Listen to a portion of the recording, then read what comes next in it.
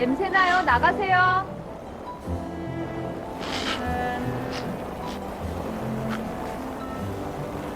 아내 장례 다음 날 며느리한테 쫓겨났습니다.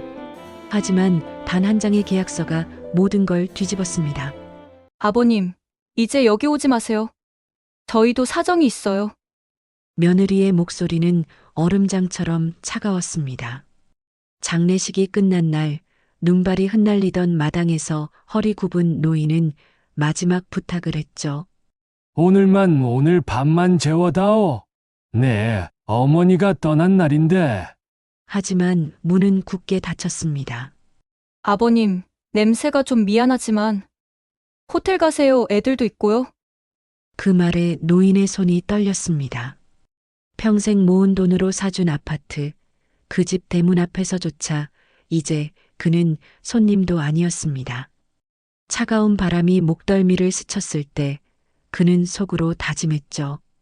이건 아들이 아니야. 이건 빚 갚을 인간일 뿐이야. 박인수, 76세. 평생을 전기기술자로 살아왔습니다. 새벽 5시에 일어나 작업복을 입고 밤 9시에 집에 돌아오던 삶이었죠. 하루 12시간씩 공사장을 돌며 번 돈으로 단칸방 살던 시절부터 아들 민수의 학비를 댔습니다. 초등학교 입학식 날 새 가방을 메고 웃던 아들의 얼굴이 아직도 선합니다. 아빠, 나 공부 열심히 할게요. 그 말 한마디에 인수 씨는 더 악착같이 일했죠. 중학교, 고등학교, 그리고 대학교까지. 아들이 좋은 대학에 합격하던 날 아내 정옥 씨와 둘이서 라면으로 축하했습니다. 여보, 우리 아들 봤어? 우리가 해냈어. 당신 덕분이에요. 40년을 식당에서 설거지하길 잘했네요. 아내는 40년을 식당 주방에서 일하며 가족을 지탱했습니다. 기름때 벤손으로 아들 도시락을 싸고 추운 겨울에도 새벽 5시면 일터로 나갔죠. 둘의 꿈은 단 하나였습니다. 우리 아들만큼은 고생 없이 살게 하자. 우리처럼 손에 굳은 살 박히는 인생은 안 됐으면 좋겠어. 그렇게 30년을 모은 돈으로 마련한 아파트 한 채. 서울 변두리의 24평짜리였지만 시세로는 7억 원이 넘었습니다. 아들이 결혼을 앞두고 있을 때였죠. 민수야, 이 집을 너희한테 줄게. 대신 조건이 있다. 무슨 조건이에요, 아버지? 너희가 우리 둘을 돌보겠다고 약속하면 이 집은 너희 거다. 그게 조건이야. 아들은 고개를 끄덕였습니다. 며느리도 웃으며 절을 했죠. 아버님, 어머님 당연히 모셔야죠. 걱정 마세요. 증여계약서에 도장을 찍던 그날 인수 씨는 믿었습니다. 그 약속이 영원할 거라고. 아들이 자신들을 끝까지 지켜줄 거라고. 하지만 세상은 그렇게 호락호락하지 않았습니다. 평호는 아내 정옥 씨의 암 진단으로 산산조각 났습니다. 위암 말기입니다. 수술은 불가능하고 항암 치료를 해도 6개월 정도 시한입니다. 의사의 목소리는 담담했지만 인수 씨의 귀에는 세상이 무너지는 소리로 들렸습니다. 병실 복도에 주저앉아 한참을 울었죠. 여보 미안해. 내가 더 잘해줄걸. 내가 돈을 더 벌어올걸. 괜찮아요. 우리 아들 잘 키웠잖아요. 후회 없어요. 아내는 웃었지만 그 눈가엔 이미 눈물이 고여 있었습니다. 인수 씨는 곧바로 일을 그만뒀습니다. 아내를 혼자 둘 수가 없었죠. 병원과 집을 오가며 간병에 매달렸습니다. 항암 치료 부작용으로 머리카락이 빠지고 음식을 먹지 못해 야위어가는 아내를 보며 그는 매일 밤 울었습니다.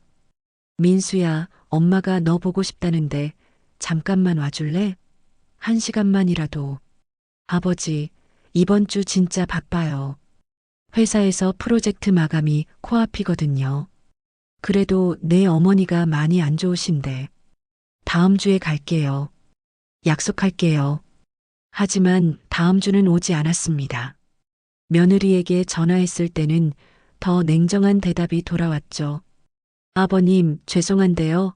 저 병원 냄새 맡으면 진짜 토해요. 예전부터 그랬어요. 이해해 주세요. 전화를 끊고 인수 씨는 병실 창문을 바라봤습니다. 밖에는 봄비가 내리고 있었죠. 아내는 침대에 누워 천장만 바라보고 있었습니다. 민수가 바쁘다지?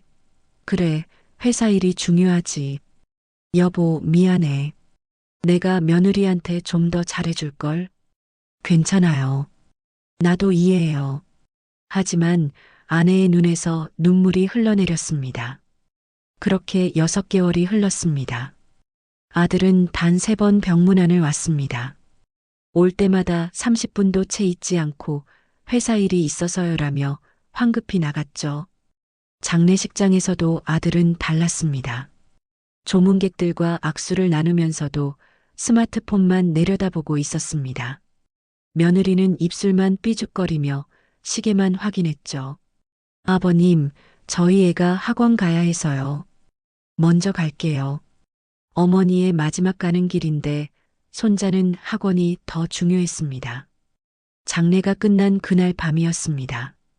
인수 씨는 떨리는 손으로 아들 집 초인종을 눌렀습니다. 눈발이 흩날리는 추운 밤이었죠. 혼자 고시원으로 돌아가기엔 너무 외로웠습니다. 민수야, 아빠야. 문 좀 열어다오. 한참을 기다려서야 인터폰 너머로 며느리 목소리가 들렸습니다. 아버님? 이 시간에 왜 오셨어요? 오늘만 같이 있고 싶다. 내 어머니가 떠나신 날인데 혼자 있기가 힘들구나. 아버님, 저희도 애가 있어서요. 방이 좁고 지금 애가 자고 있어요. 소파에서 자도 돼. 제발 오늘 하룻밤만. 문은 열리지 않았습니다. 인수 씨는 차가운 복도에 서서 한참을 문만 바라봤습니다. 안에서는 텔레비전 소리가 들렸죠. 웃음소리도 섞여 있었습니다. 결국 그는 돌아섰습니다. 눈발을 맞으며 지하철역까지 걸어갔죠. 고시원으로 돌아가는 길, 그는 아내의 영정사진을 꼭 안고 있었습니다. 이튿날 아침 아들에게서 전화가 왔습니다. 아버지, 어제는 죄송해요. 그런데 앞으로는 저희 집에 오지 마세요. 뭐? 불편해요, 솔직히. 저희도 생활이 있고 애들 교육도 신경 써야 하고요. 아버지 계시면 좀 불편하거든요. 민수야, 아빠가 뭘 잘못했니? 말해봐. 잘못한 건 없어요. 그냥 서로 떨어져 사는 게 나을 것 같아요. 아버지도 편하실 거예요. 내가 편하다고? 내 어미가 죽은 다음 날에 이런 소리를 하는 거야? 아버지, 제발 이해해 주세요. 저도 힘들어요. 전화는 그렇게 끊겼습니다. 인수 씨는 침대에 주저앉았습니다. 손에 들린 핸드폰이 떨렸죠. 그제야 깨달았습니다. 아들이 원했던 건 집이었지 부모가 아니었다는 걸. 7억짜리 아파트는 가져갔지만 부모를 돌볼 마음은 애초에 없었던 거죠. 여보, 당신 말이 맞았어. 사람이 무서운 게 아니라 자식이 무서운 거였어. 그날 밤 인수 씨는 아내의 영정 앞에서 소주 한 병을 다 비웠습니다. 눈물도 함께 쏟아냈죠. 그 후로 인수 씨는 월 35만 원짜리 고시원에서 살았습니다. 국민연금 80만 원으로 월세를 내고 나면 45만 원이 남았죠. 하루 두 끼 편의점 도시락으로 버텼습니다. 가끔 반찬 가게에서 할인하는 김치를 사서 밥과 함께 먹었습니다. 할아버지, 오늘도 김치찌개 하나요? 그래. 오늘은 사이다도 하나 주게. 편의점 알바생은 측은한 눈빛으로 그를 바라봤습니다. 길거리를 걷다 아들 나이 또래의 남자를 보면 가슴이 미어졌습니다. 민수도 저렇게 웃을까? 저렇게 행복할까? 생각하면 눈물이 났죠. 하지만 진짜 절망은 그 다음에 왔습니다. 6개월 후 등기소에서 날아온 우편물이었습니다. 부양의무 관계해지 신청서. 아들이 법적으로 부양 의무를 해제하겠다고 신청한 겁니다. 서류에는 변호사 도장까지 찍혀 있었죠. 손이 떨려서 전화를 걸었습니다. 민수야, 이게 뭐니? 부양 의무 해제가 뭐야? 아버지, 그게요, 저희도 생각을 많이 했어요. 서로 독립하는 게 맞는 것 같아요. 독립? 내가 나를 버리겠다는 소리잖아. 버리는 게 아니라 독립하는 거예요. 아버지도 연금 나오시잖아요. 충분히 혼자 사실 수 있어요. 민수야, 아빠가 너한테 뭘 잘못했니? 말해봐. 내가 고칠게. 잘못한 건 없어요. 그냥 이게 서로한테 좋은 거예요. 전화는 또 끊겼습니다. 인수 씨는 그 자리에 무너져 내렸습니다. 40년을 아들을 위해 살았는데 40년의 세월이 단 한 장의 서류로 부정당하는 순간이었죠. 그날 밤 아내의 영정 앞에서 그는 속삭였습니다. 여보, 당신이 있었으면 이 꼴은 안 봤을 거야. 내가 혼자가 되니까 애들이 이러는 거야. 미안해, 여보. 내가 약해서. 눈물은 멈추지 않았습니다. 고시원 창밖으로 보이는 하늘은 잿빛이었습니다. 아래층에서는 누군가 웃는 소리가 들렸죠. 세상은 여전히 돌아가고 있었지만 인수 씨의 세상은 멈춰 있었습니다. 편의점에서 산 소주를 한 잔 따랐습니다. 여보, 나도 곧 갈게. 조금만 기다려. 그는 진심으로 그렇게 생각했습니다. 며칠 후 인수 씨는 고시원 구석에 쌓아둔 낡은 박스를 꺼냈습니다. 오래된 서랍장에서 꺼낸 물건들이었죠. 그 속에서 결혼식 사진을 찾았습니다. 흑백 사진 속 젊은 부부. 26의 인수 씨와 23의 정옥 씨가 웃고 있었습니다. 웃음 속에 가난이 스며 있었지만 그래도 행복해 보였죠. 우리 집은 욕심 없어. 사람만 남으면 돼. 아내가 했던 말이 떠올랐습니다. 신혼 때 살던 단칸방. 여름엔 더워서 잠을 못 자고 겨울엔 추워서 이불을 여러 겹 덮어야 했던 그곳. 하지만 둘이 함께라면 행복했습니다. 아들이 태어난 날도 생각났습니다. 여보, 아들이에요. 우리 아들. 정말 아들이야? 분만실 밖에서 뛰어다니며 기뻐하던 자신의 모습. 그때는 세상을 다 가진 것 같았죠. 이 아이 이름을 민수라고 짓자. 백성민. 뛰어날 수. 백성을 위해 뛰어난 사람이 되라고. 하지만 이름의 의미는 사라졌습니다. 인수 씨는 사진을 한참 바라보다가 다시 박스를 뒤졌습니다. 그리고 오래된 서류 봉투를 발견했죠. 이게 증여계약서? 복사본이었습니다. 아들에게 원본을 주고 자신은 복사본을 가지고 있었던 거죠. 서류를 펼쳐 읽기 시작했습니다. 조건부 증여계약서. 그리고 마지막 조항이 눈에 들어왔습니다. 제5조. 수증자가 증여자에 대한 부양 의무를 다하지 않을 경우 증여자는 본 계약을 해제하고 증여 재산의 반환을 청구할 수 있다. 그 조항이 희미하게 빛나는 것 같았습니다. 이게 있었구나. 손이 떨렸습니다. 아내가 살아있을 때 변호사 친구가 조언해줬던 내용이었죠. 인수야, 세상이 각박해졌어. 자식이라도 믿으면 안 돼. 혹시 모르니까 조건부로 넣어두는 게 좋아. 무슨 소리야? 우리 민수는 그런 애가 아니야. 그래도 만약을 대비해야지. 법은 준비된 자의 편이야. 그때는 웃어넘겼습니다. 설마 우리 아들이 라고 생각했죠. 하지만 세상은 변했습니다. 아니, 아들이 변한 겁니다. 인수 씨는 계약서를 꼭 쥐었습니다. 여보, 당신 친구 말이 맞았어. 내가 바보였어. 그날 밤 그는 계약서를 읽고 또 읽었습니다. 다음 날 아침 인수 씨는 대한법률구조공단을 찾아갔습니다. 초라한 옷차림에 구부정한 허리였지만 그의 눈빛만큼은 살아있었죠. 어떻게 오셨나요? 젊은 여성 변호사가 물었습니다. 제가 집을 아들한테 줬는데 이젠 저를 버렸습니다. 이걸 돌려받을 수 있을까요? 떨리는 손으로 증여계약서 복사본을 내밀었습니다. 변호사는 서류를 꼼꼼히 읽더니 고개를 끄덕였죠. 조건부 증여네요. 제호조를 보니 부양 의무 조항이 명확합니다. 부양 의무 불이행이 입증되면 증여 해제가 가능합니다. 정말요? 정말 돌려받을 수 있어요? 증거가 필요합니다. 부양을 하지 않았다는 증거요. 증거라면 병원 기록이요. 제 아내가 암으로 돌아가셨는데 아들이 병문안을 거의 안 왔어요. 그것만으로는 부족합니다. 더 많은 증거가 필요해요. 인수 씨는 고시원으로 돌아가 모든 것을 정리했습니다. 병원 출입 기록, 통화 내역, 문자 메시지, 간병인 증언서. 아내가 병원에 있던 6개월 동안 아들이 단 3번만 방문한 기록.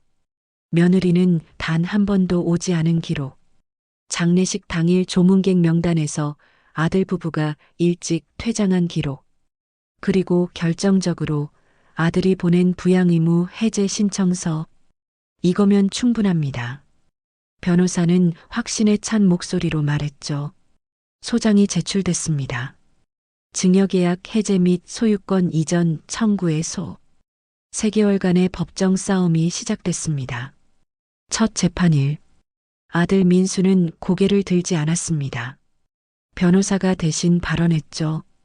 저희는 최선을 다했습니다. 다만 직장 사정상 자주 방문하지 못했을 뿐입니다. 최선이요?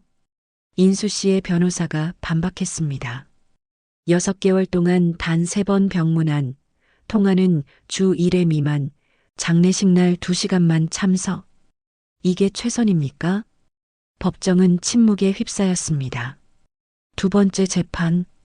간병인이 증인으로 나왔습니다. 환자분이 매일 민수 언제 오냐고 물으셨어요. 그럴 때마다 제가 거짓말을 해야 했습니다. 곧 온대요라고요. 하지만 아들분은 오지 않으셨죠. 며느리의 진술도 결정적이었습니다. 병원 냄새가 싫어서 안 갔어요. 그게 잘못인가요? 그 말에 방청객들이 술렁였습니다. 세 번째 재판. 판사가 말했습니다. 증여자는 40년간 피고를 양육하고 교육시켰으며 7억 원 상당의 아파트를 조건부로 증여했습니다. 그러나 피고는 증여자의 배우자가 임종할 때조차 부양 의무를 다하지 않았습니다. 이는 명백한 계약 위반입니다.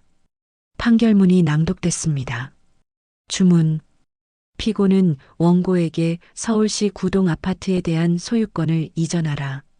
법정을 나서며 인수 씨는 한마디만 했습니다. 내가 준 건 집이었지, 마음이 아니었어. 판결 다음 날 뉴스가 터졌습니다. 조건부 증여 해제 첫 판례 노인 부양 의무 위반, 증여 무효 인정. 방송국마다 인수 씨의 이야기를 다뤘습니다. 효도 계약 위반하면 집 돌려받는다.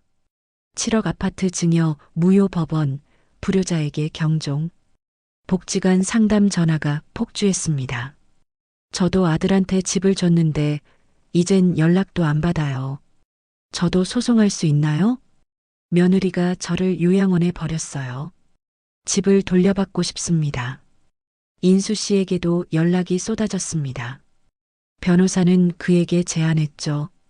인수 씨, 복지관에서 법률 교육을 해주시면 어떨까요? 많은 노인분들이 같은 고민을 하고 계십니다. 제가요?